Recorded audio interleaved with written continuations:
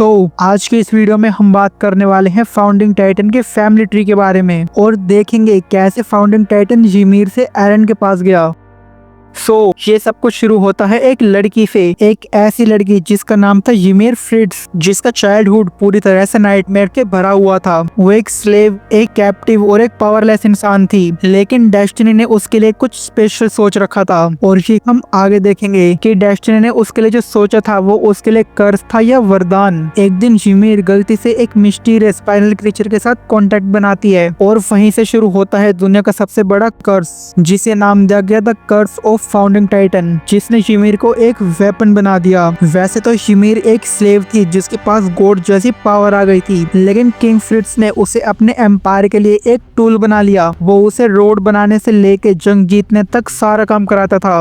यूमिर के पास पावर थी इस पूरी दुनिया को तोड़ने की, लेकिन उसके दिल में थी एक चेन जिसने उसे हमेशा एक स्लेव बनाए रखा। यूमिर अपने किंग फ्रिट्ज के लिए लड़ाई लड़ती है और फिर उसके साथ वो 3 बेटे को जन्म देती है, मारिया, रोज और शीना। और यही वो टर्निंग पॉइंट था जहां से ह्यूमैनिटी का सबसे बड़ा कर्ज आगे बढ़ने वाला था। लेकिन जब एक दिन यूमिर की डेथ हो जाती है एक स्पेयर के घायल होने से, तब किंग फ्रिट्ज एक डिसीजन लेता है जो पूरी दुनिया को एक नाइटमेयर में धकेल देता है। किंग फ्रिट्ज अपने 3 बेटे को जबरदस्ती यूमिर का फ्लैश खिलाता है। हाँ, तुम सही सुन रहे हो, उनकी माँ का फ्लैश। और इसी बारबरिक रिचुअल के बाद उन्हें मिलती है फाउंडिंग टाइटन की पावर। मारिया, जो कि यूमिर की सबसे बड़ी बेटी थी, जिसके नाम पे बनी वोल मारिया। रोज, जो यूमिर की बीच वाली बेटी थी, उसके विरासत में आई वोल रोज। और शीना, जो यूमिर की सबसे छोटी बेटी थी, उसके नाम पे लिखी गई वोल शीना। ये सिर्फ नेम सेक नहीं थे, ये एक सिंबॉलिक रिमाइंडर था कि ह्यूमैनिटी अब इन्हीं वोल्स के अंदर बंद होने वाली है। ये एक तरह का आयरन केज था।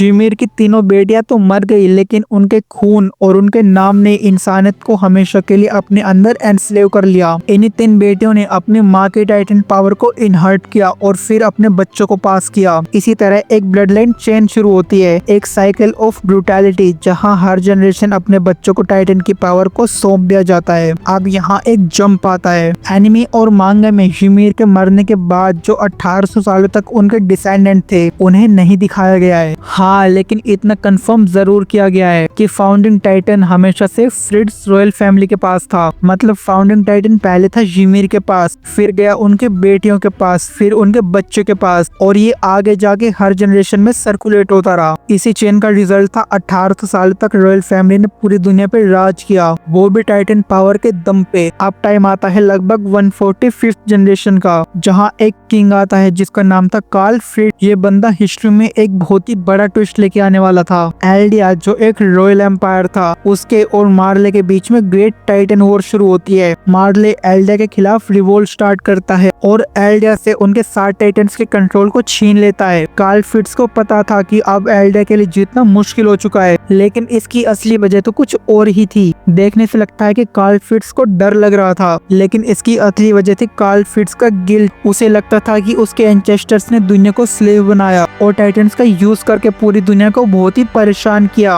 और इसी गिल्ट और अपने ट्विस्टेड आइडियोलॉजी के साथ कार्ल फ्रिट्ज एक प्लान बनाता है। वो अपने लॉयल रॉयल सब्जेक्ट के साथ पैराडाइज आइलैंड भाग जाता है और वहां जाके वो अपने फाउंडिंग टाइटन की पावर का यूज करता है और बनाता है 3 मैसिव वोल्स, जिनका नाम था वोल मारिया, वोल रोज और वोल शीना। और देखो, ये सिंबलाइज भी करता है। उन वोल्स का नाम रखा गया उनके मिस्टीरियस एंसेस्टर्स यूमिर के बेटों के नाम पे, मारिया, रोज और शीना। ये वोल्स बन गई ह्यूमैनिटी का केज और कार्ल फ्रिट्ज के लिए एक फॉल्स पीस का सिंबल। पैराडाइज आइलैंड में सेटल होने के बाद फाउंडिंग टाइटन बस एक ही रॉयल फैमिली के कंट्रोल में था, वो थी हमारी रीस फैमिली। रीस फैमिली ही कार्ल फ्रिट्ज के डिसेंडेंट थे जो असली रॉयल ब्लड लाइन को कंटिन्यू कर रहे थे। और अभी आ जाते हैं इस फैमिली के इम्पोर्टेंट मेंबर्स पे। सबसे पहले आता है रूई रीस, जिसने फाउंडिंग टाइटन को इनहर्ट किया, जो बहुत ही पीसफुल और बहुत ही पावरफुल था। अभी इसके सेकंड मेंबर है फ्रीडा रीस। रूई के बाद फाउंडिंग टाइटन गया हमारे फ्रीडा रीस के पास। फ्रीडा रीस ने हिस्टोरिया को एजुकेट करने की कोशिश की, लेकिन वो जल्द ही खत्म हो गई। उसके बाद आता है रोड रीस, रॉयल फैमिली का एक और इम्पोर्टेंट फिगर, जो खुद टाइटन नहीं बना, लेकिन वो हमेशा से फाउंडिंग टाइटन की पावर के लिए डेस्परेट था। ये फैमिली ही वो असली वजह थी जहाँ से फाउंडिंग टाइटन की डेस्टिनी जाकर सीधा एरन से कनेक्ट होती है। रोड रीच के टाइम पे एक बहुत ही बड़ा ट्विस्ट आता है। ग्रेशा येगर जो एक आउटसाइडर था, उसने रीस फैमिली के ऊपर अटैक किया और फाउंडिंग टाइटन को फ्रीडा रीस से चुरा लिया। उसने रीस फैमिली को पूरी खत्म कर दिया, बस हिस्टोरिया को छोड़कर। हिस्टोरिया है इतनी क्यूट, कोई उसे कैसे मार सकता है? बाय द वे, तुम्हारा हिस्टोरिया को लेके क्या ओपिनियन है? क्या वो क्यूट है या नहीं? मुझे तो लगती है, तुम्हारा पता नहीं। तो अभी स्टोरी को कंटिन्यू करते हैं। और फिर ग्रीशा अपने खुद के बेटे को चूज करता है फाउंडिंग टाइटन को होस्ट के लिए, जो था एरन येगर। ग्रीशा एरन को इंजेक्शन देता है और उसे अपने आप को एरन के टाइटन फॉर्म को खिला देता है और रिजल्ट ये आता है कि एरन बन जाता है फाउंडिंग टाइटन का असली मालिक। एरन के साथ फाउंडिंग टाइटन की हिस्ट्री एक अल्टीमेट क्लाइमैक्स तक पहुंचती है। एक लड़का जो ओरिजिनली बस अपने फ्रीडम के लिए लड़ रहा था और अब वही लड़का बन चुका था ह्यूमैनिटी का केस तोड़ने वाला डेविल। उसके अंदर थे फाउंडिंग टाइटन के पावर्स, अटैक ऑन टाइटन का विल और अपने सपनों को पूरा करने का मैडनेस, जो उसे सबसे डेंजरस बनाता है। यूमेर की एंटल्यूट स्पिरिट जो 2000 सालों तक रॉयल फैमिली का ऑर्डर फॉलो करती रही, वो फाइनली एरन के थॉट से इंस्पायर्ड होकर एक डिसीजन लेती है। और लिटरली भाई, मुझे इस डिसीजन पे हमेशा हंसी आती है। मतलब यूमेर ने खुद अपनी मर्जी से 2000 सालों में एक डिसीजन लिया और उस डिसीजन ने पूरी दुनिया की माँ बहन एक करके रख दी। और तभी शुरू होती है रम्बलिंग, जिसमें एरन 80% ह्यूमैनिटी को मार देता है। और तब हमें पता चलता है कि फाउंडिंग टाइटन कितना ज्यादा डिस्ट्रक्टिव हो सकता है।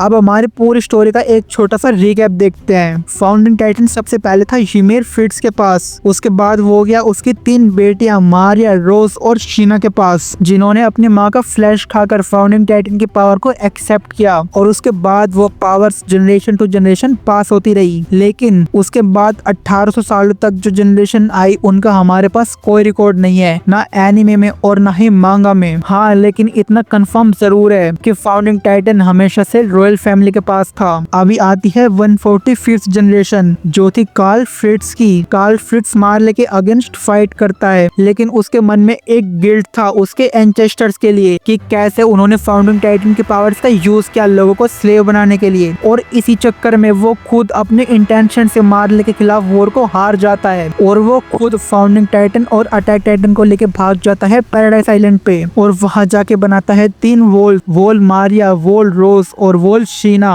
उसके बाद फाउंडिंग टाइटन जाता है रीस फैमिली के पास। रीस फैमिली में सबसे पहले जाता है ह्यूरी रीस के पास और उसके बाद जाता है फ्रीडा रीस के पास। लेकिन फिर एंट्री होती है हमारे ग्रीशा येगर की, जो रीस फैमिली पे अटैक करके फाउंडिंग टाइटन को उनसे चुरा लेता है। और फिर ग्रीशा येगर चूज करता है फाउंडिंग टाइटन का नया होस्ट, जो था उसका अपना बेटा, वो था एरन येगर। फाउंडिंग टाइटन की फैमिली ट्री एक सिंपल फैमिली चार्ट तो बिल्कुल नहीं है। ये एक कर्स ऑफ ब्लड, स्लेवरी और ब्रेटल का रिकॉर्ड रखने वाली फैमिली है। यूमेर से शुरू हुई एक चैन ने उसे खुद के बच्चों को खिला दिया, उसके डिसेंडेंट को एनस्लेव किया और फाइनली फाउंडिंग टाइटन एक ऐसे लड़के तक गया जिसने लिटरली ह्यूमैनिटी को आधे से ज्यादा डिस्ट्रॉय कर दिया। इस लिनरेज में हर एक नाम एक वाउंड है, हर एक जनरेशन एक रिमाइंडर है कि पावर्स एक ब्लेसिंग नहीं, एक कर्स है जो कभी खत्म नहीं होने वाली।